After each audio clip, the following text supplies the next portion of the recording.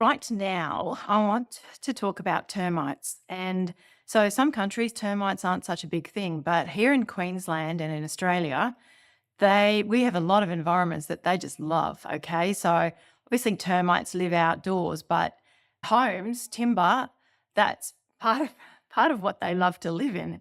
And so we've included some information about termites. Now, I want you to remember that you're not a termite inspector, so the onus is not on you to determine the extent of any termite infestation, or in fact, even if there is one. The onus is on you to walk around a home and keep your eyes peeled for certain signs of termites that might therefore tempt you to have a building and pest inspection done if you're indeed interested in that home. In fact, not tempt you, that was the wrong thing to say, lead you to have a building and pest inspection done. And whilst I always say have a building and pest inspection done, when we do talk about that, we also talk about the fact that in a really hot market, to be competitive, you might submit your offer saying that, yeah, it's subject to a 7-day building and pest inspection favourable report. And 3 other people submitted offers saying, we're going to scrap the building and pest inspection report, don't worry. That makes their offer much more enticing. And so here I am today to help you to decide if you are interested in getting a pest inspection. When you're identifying termite activity, it's not just important to look for them in homes that you want to buy. It's probably more important to look for them in homes that you own or are currently living in, because it's best to catch them before they do too much damage. But let's go through the termite activity information together.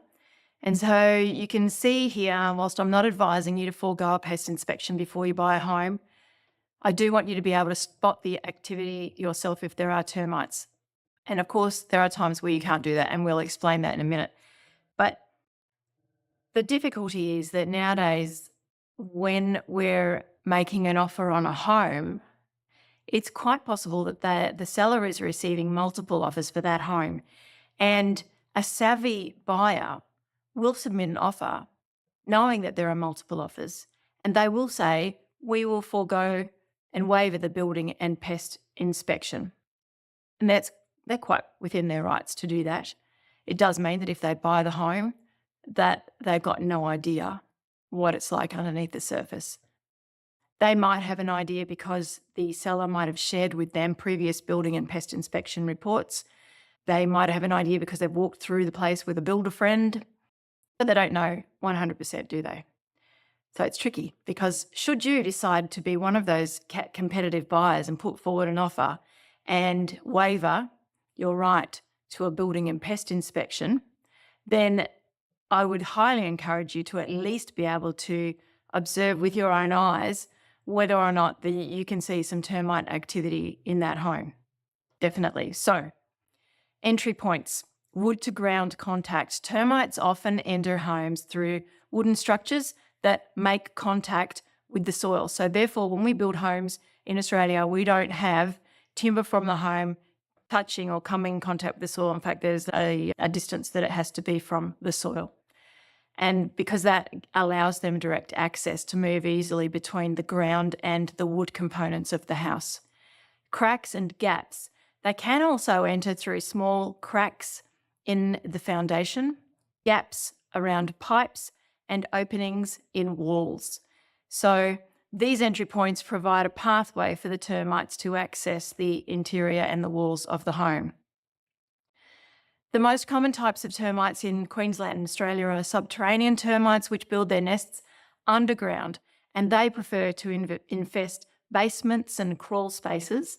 And these areas often have higher moisture levels, making them attractive to termites. And wooden structures, skirting boards, door frames, window frames, structural beams. That one's scary, is it not? Prime targets, especially if they're made from untreated timber. Doesn't mean that treated timber is left out though. Drywood termites are less common because they generally infest things like furniture and structural wood without needing contact with the soil. So even though they're less common, they are possible. And conditions favouring infestation in a home is homes with leaks, poor drainage or high humidity levels. they're more susceptible to the infestations. Doesn't mean that homes without those problems are safe from termites. Termites require moisture for survival. So areas like bathrooms, kitchens and basements are at higher risk. And lack of maintenance. Homes that are not maintained regularly, especially those with untreated wood or poor ventilation, are more vulnerable to termite infestations. Now, next page. With previous infestations, I need you to know and realise and remember that even though the seller may say, yes, there was a previous infestation, it was 3 years ago, we've had the termites removed, we've had regular checks to see if they've come back, they haven't tried to come back, it's all still very safe. That's wonderful. You know that there's no termites there. You'd ask for evidence of the regular maintenance and inspections.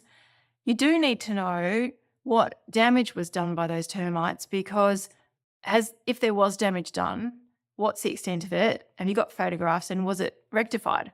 That's important. So how to spot termite activity in the walls? Termites can cause significant damage to homes, and early detection is crucial to prevent costly repairs. So here's a summary of some key signs that may indicate the presence of termites in your walls.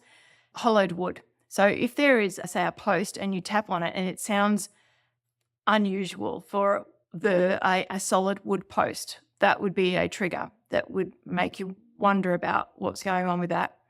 Frass, termite droppings, which resemble small pellets. They can be found near infested wood. You know, probably a pest inspector would have more of an eagle eye for that though. Mud packing. One of the most recognisable signs of termites is the presence of mud packing or mud tubes. Termites create these as they travel between their nest and food sources, often building what is known as a sub-nest or a bivouac. And homeowners might find piles of mud behind furniture, indicating there's termite activity, or they might not. Discoloration in plasterboard. Look for brownish or stains or spotting. The affected area may be large, resembling a football, and covered with tiny brown spots. And so this discoloration occurs as moisture from termite activity seeps through the plaster into beneath the paint. And audible signs, you know, at night time, probably because it's always quieter at night time, you actually might hear some sounds coming from the walls. So let's go now and just have a look at a couple of things I'd like to show you about termites, just to help you, because it's really tricky. You know, you don't get the opportunity to see a lot of termite damage unless, of course, you see a lot of homes. So enjoy. I'd like to show you an example of how termites can be inside a wall and they're totally undetectable. And so when you're trying to ascertain whether termites are in existence within a home, it's not really just not necessarily one strategy will come up with the answer of whether they're there or not. And so I want you to watch this video, which I will tell you which organisation it was afterwards. I'd like you to watch this and have a look at what this termite inspector has found. Yeah, termite inspection here with my thermal camera. I've already done the visual inspection and the moisture meter, and now I'm going around the house with my thermal camera. And when I come into the toilet, I can show you what I've found. So all the walls look fine. There's the toilet.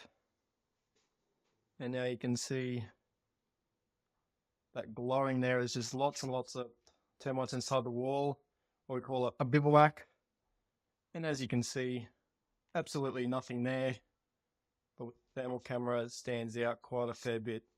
So at the moment, I just wanted you to know that that video was on this website. It's called Conquered Termites Pest Management. And he's talking about here how he uses his thermal camera and a little bit more information about it. That's where he has his video listed. And so bit of a plug for that organisation, and thank you for sharing that video. They are in southeast Queensland. Excellent.